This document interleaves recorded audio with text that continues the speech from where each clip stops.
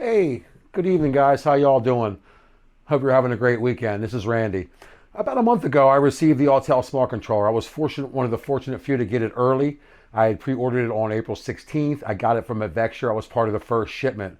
So I've had this for just over a month. Um, I did an unboxing at that time, and then after the weekend I had it. I received it on a Friday. That Monday I did a first impressions video, which allowed me to handle it for the weekend and give it just a once over to see what I thought, what I liked, and what I didn't like. This is going to be a little deeper dive into the Autel Smart Controller, doing things I've done with it, things I like about it, things that aren't so great about it. There's going to be one question that I won't answer, and that will be, is it worth it? Only one person can answer that, and that's the person that's making the purchase. If you're a professional flyer, there's definitely merit to having it. If you're not, there's not a lot of reason to have it if you're just flying it for fun, unless you just have a lot of money, because it is an expensive piece of hardware. But again, there's no way I'm going to determine if it's worth it for any individual. But I'm going to tell you what my thoughts are after a month of using it, the ups, the downs, the ins and outs, and the goods and the bads. So with that said, let's go ahead and get started. First of all, just a couple of the bads. There is no SD card slot. There was a speculation there was going to be card. There was some advertisement that had it. There isn't. Honestly, that's not a huge deal. I was kind of disappointed there wasn't one. I actually bought a card to put in it when it came, and of course was unable to use that. I just have a spare card for the drone now. That's one of the downsides. I guess the major downside will be the future compatibility. This controller will only work for this Series 1 drone. We all know Series 2 is out now, or very close. I know Advexture is now serving pre-orders for V2 coming out, so it's on the horizon very quickly. So this, where it was going to be a piece of hardware I'll be using in the future, I'll only be using it for the two Evos I have right now. The next one I buy, I'm sure, will be a V2, and hopefully I'll get another smart controller for that. And of course, that's one of the major downsides. One of the things we've noticed is that the boot times vary greatly on this device. Sometimes they're quick and normal like they would be. Sometimes they're very, very long rumping. And is this thing booting? Is it hung? Is it not going to boot? Not a big deal. I mean, it's still up within a minute or so. Sometimes it's within seconds, so I'm not quite sure what that is. Hopefully that'll be addressed in a firmware update or a system software update, so I'm not quite sure. One of the other things that's interesting about it, there is a whole separate ecosystem for this. The app version for this, even though it's Android based, is not the same Android app that the phone will use or a tablet, so it's got its own versioning, which has caused some confusion. And on that note, more of the confusion for the owners of the smart controller have really been that there's been very little information disseminated about. The quick start guide with the smart controller is very limited in its scope and what it showed you and how to do things, how not to do things. As we did with the unboxing, we know it came with the smart controller itself, a protective case, a lanyard. It came with a 65-watt charger and a USB-C cable. So I haven't really used the 65-watt block much. I have a 45-watt device up here when it's sitting here. The 65-watt block is in the bag, stored with the device, so if I take it on the road, I have that block to use. It charges very fast as it is.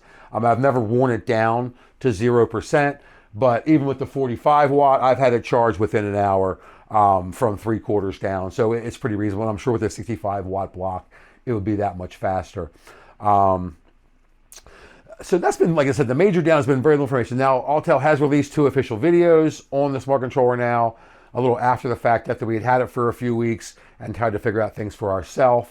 But they are helpful now. There is a new technical support section on the Autel webpage that does feature the smart controller. But at this time, even those videos aren't in that section, but I'm assuming soon there will be information disseminated in those sections to help us get through a lot of the setup and initial issues we were having with it. The other thing that's kind of different is there was promise that it was going to be the same as the regular controller, which it isn't. The functions are different. I'm sure we are aware of this now. When we first got it, I wasn't aware. The right wheel only does zoom now. It is a configurable button, but at this time there is the configuration capabilities for it. So at this time, that is a down. It's one function, it's zoom only, which is not used very frequently. Of course, on the regular standard controller, it is set to camera controls, which we discussed before. This button probably cannot do since it's not a click button, and we don't have the display button to back out of settings unless they configured it some other way. as again, when we get into a menu, you'll see that this is configurable, but at this point, there is no option to configure it with any other option but zoom. So again, functions have changed. There is no takeoff landing button, not the end of the earth. Again, not a big deal. That's it for what I might consider negative, and not really negative, just the things that they are. There is nothing really that's really bad about it. It's just things have changed. The situation with the V1, V2, the SD card, a little thing. But there's ways to get around that, as we'll see in a minute. The other thing that we've had issues with, of course, is installing apps. That's been a big thing. Can you put apps? Can you not put apps? Well, you can put apps on. Limited number of apps I've been able to install, and you can't put them in, of course, through Google services. That's not allowed, or it's not able to do that without screwing up the device enough where it has to be factory reset to be able to be functioning. It gets into a boot loop or some nonsense like that. So let's do now. Let's take a look at putting an app on. I've already downloaded the APK for Before You Fly. That's one of the ones that will work. So if you go into my download folders, you will find Before You Fly here. And if you just tap it, hit install, it's going to install the app. And then you'll see that will be on the smart control when we're finished. So far, apps I've been able to install, and that's just by basically going through Chrome, searching for the APK file, and then actually installing it just like we did with Before You Fly. So if we go now, if we go into our menus, you will see Before You Fly in the actual menu now. And there he is. So you can install Before You Fly, you can install Aloft, and I have been able to install UAV air data. UAV forecast installs does not work depending on Google services, as does AirMap. Installs not functioning because of dependencies on Google Map. The other annoyance about the apps, there is a built-in screen recorder app that came with the device. Unfortunately, it's a trial version which has advertisement. I've actually opened up a case with Autel. They didn't really have much to say. I said, is there a way to upgrade this? You go in there, of course, you can't go in and pay for the app since it is actually, here's the pop-up ad that's annoying. You can't connect to Google services. Here's an opportunity to upgrade the app, but you can't do it because you can't connect to the store. And I said, for all this money this thing costs, you don't think you could have put a full version app with the screen recorder app on here? So that's another annoyance. There is a path to upgrade this app to full functionality, but it's $5.99, and there is no way to do it without Google services being installed. So that's it with the apps. That's all I've been able to install, those three apps. They do work. Of course, you have to connect your tablet to a hotspot on your phone, I guess, to make it work. I'm out in the field. But yeah, they are functional, and you do have it work. The lack of having an SD card involved does kind of mitigate itself with the fact that in the USB-A port, it can use an USB reader. If you put the reader into the USB-A port, it will actually bring it up and be able to be read. And you can read a flash drive directly into the USB-A port as well. As you see, that brings up the File Explorer app behind me. And if you go in, you'll actually see the USB drive here. Hopefully there's nothing bad on this drive. I have no idea what's on here. So yeah, you have the ability to do that. Of course, a flash drive is the same. You can put a memory card in here and it works. I was not able to get the memory card to work with the USB-C port. I do have a USB-C reader for my XQD cards and CF Express cards. They didn't work. The direct connection to the computer does work with the USB-C cable. And if you directly connect this to the computer, you do get a device on the PC named Autel Robotics, which allows you to explore the file system to drag files over. The other option here, on the actual file storage app that comes here, you can set up, well, OneDrive. Google Drive does not set up at this point because there is no ability for Google services. But if that is available later on, I'm assuming Google Drive can be set up as well. But I was able to set up OneDrive on here, so I can connect files to here when I'm in internet to my OneDrive device as well. So there are ways around that. As you see, the HDMI port is able to output video from the screen, just like a tethered live deck. So there is that. So there is that functionality that you could actually show a bystander a separate feed, although you'd be tethered by the length of your HDMI cable. This display is odd because it's an ultra-wide monitor. It's not a standard 10 or 16 by 9 screen, so that's why it looks a little skewed there, but that's not the app or the HDMI connection. That is merely just the screen itself doing that. So let's go through the app real quick. The main differences are going to be the setup of the app and the updates and all that nonsense. That all goes through the Explorer app under the general menu. And if you go to the software updates, you will have the system software, which you would update first if it was not up to date, and then you would go do the app. So the apps on the websites they have are not functional with this. They are Android apps, but they are not the same versions. And I'm assuming they would not work, and there's no way to put them on, even with an APK, that would work. I haven't tried that. I'm not trying to break this guy. The app on here is the latest app for the smart controller, which is 1.41, I believe. It updated twice since the actual initial installation of the smart controller. So there is that. Other than that, there is no real difference in the Autel Explorer app. All the other things in here are same as the new functionality of the firmware, because it is running the latest firmware. So it does have the panorama modes. It does have the return to home functionality to be able to set it to a separate location, either not home or where I am located at. The one thing that's weird is Apple Maps, there is an option in here, it's hard to use them. It seems like they don't work. So Matchbox Maps seem to work. Here, Apple Maps seem to work, but when you get out, they don't. So I'm not quite sure what's up with that. It is very low to hear the sound sometimes. I do think when I updated it, it actually turned off voiceovers. For a while, I wasn't hearing it at all, but that was on me. Once I did turn it on, I was able to hear it, but it was fairly low. There was some concern about the actual mounting of the strap. There's been some pictures floating around of another version that actually has rivets on the legs. The ones I've seen, every one that I've seen in version of, other than the one in the picture that was shared recently, is just the lanyard will attach to the bottom just like that guy there.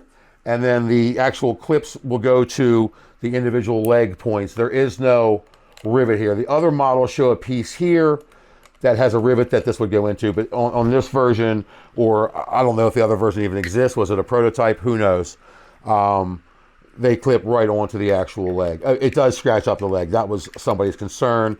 I do see that. It is scratchy. This can be replaced. It's mounted by 2 screws, and on that note, does it fit in the big case? This is actually the new dual case I just got. Empire Drone had that $100 off, so I just purchased that to hold both my Evos in. It's the same depth as the regular case I bought. It does fit size-wise, but because of the leg, it will not fit. The only way to use it in the big case would be to remove the leg. 2 screws, who wants to do that every time you want to take it in? So I found a separate case for it. Not a big deal, not a deal breaker, but I was hoping it would fit into the bottom of one of these larger cases, which it does not. I think that's pretty much it for the app. Beyond that, like I said, the main thing is there is a whole different ecosystem. There is no listing what the version is, so you kind of are on your own. If it doesn't update here, you're assuming you have the latest version. The one thing I'm going to say now as far as the device itself, now here's where it comes down. Here's nuts and bolts. Here's using it. I'm just the guy that bought this. This was not provided for me. I'm a small company. I'm an individual proprietor, sole proprietor. I do real estate photography. I do additional drone work. I do drone work with my photography. This was purchased because I have a difficulty seeing this screen, or what I was using was this lift door with an iPad Pro and a shade. This is heavy, no doubt about it. Not as heavy as that was with this guy and the iPad Pro and the shade. And on top of that, it was still not nearly as visible as this guy is. This screen has been seen in the brightest sun I can be in. I've had no issues with it. So that is the reason this was purchased. It's a boot up, get up, and go device. None of this. No building the erector set of the lift door. Now, I kept my lift door together other than the cabling and the iPad or the phone I was mounting on it at the time I was using it. This device is heavy, but with the lanyard in place, it is fine. It can be left to hang. I've walked around dealing with clients and such with this on your neck. And you also look pretty cool wearing the most expensive necklace other than like a real big gold diamond chain you could wear around your neck. So that's pretty cool in itself. But no, in itself, it does. Now, as far as the ergonomics of the pad, I have always been a thumbstick guy. I'm an Xbox guy. I'm an old guy, but I played Xbox since the day I was able to, and I'm still playing Xbox to this day. So I'm used to holding joysticks like this. Now, to me, this is fine. I can reach the wheels, I can reach the buttons. These wheels, these buttons are great. My first impressions, I said very solidly built. That is so true. This is a very elegant piece of hardware. Well built. Everything is solid. There is no cheap feel to any button, any device, any click. The sticks are great. They are more floaty. They have more give to them than the regular sticks. There may be the rubber grommet around there. I don't know if you can see that or not, but there is like rubber around the stick that kind of, I don't know if that's part of it or just that there's more movement in the stick. Now, there's been a lot of complaint about the gimbal wheel being very slow. That was part of the firmware update. The firmware update damped it down a lot. You just got to change the settings. It does go incredibly slow, I must say, until you put it. You could be down where you normally would be around 15, where we used to be. That same setting is around 70. But I think that was the acquiesce. A lot of folks were complaining about how the Evo gimbal was crazy. It doesn't go slow. You can't get cinematic. I think they've overcranked it. But if you pull it up high enough, you can get to where you need to be. But if you want to go super, super slow, that is possible. And I think they've actually overdone to where it is too slow. We could do that another time. I could turn it on now and show that. Maybe I'll go ahead and turn the drone on if we want. Maybe we'll do that while we're talking. And maybe we can look at the gimbal real quick if we get that booted up and do that. Beyond that, like I said, the main thing is if you use this, if you're using your drone for any kind of, if you're making money with it, if you're a professional and you're able to recoup some of the money that this thing costs, I would say it's nice to get. Now, of course, at this time, V1, you probably aren't getting one unless you get a return. But right now, V2 is coming out. I'm sure the controllers will be shortly behind the actual drone coming out. So, I'm sure the review will be similar for the same other device. I can't see it being that much different just because it's a V2. I'm assuming it's going to be identical to the same. So let's see. Once this gets booted on and finish the installation, let's go ahead. We'll do the gimbal real quick. We'll play with some settings and just kind of show you the calibration of that and how that is. So I have mine about 65 now because where it was so slow, it was crazy. Okay, so are we ready? So let's see. We're going to roll the wheel. So that's 65 max roll right now. Now that's kind of like where I want to be, maybe a tad slower. But now if that's 65, imagine when we were back at 15 where we had to pull a 2 before to get that same kind of smoothness. So if I go back to, let's say, 18, this is going to be so painfully slow.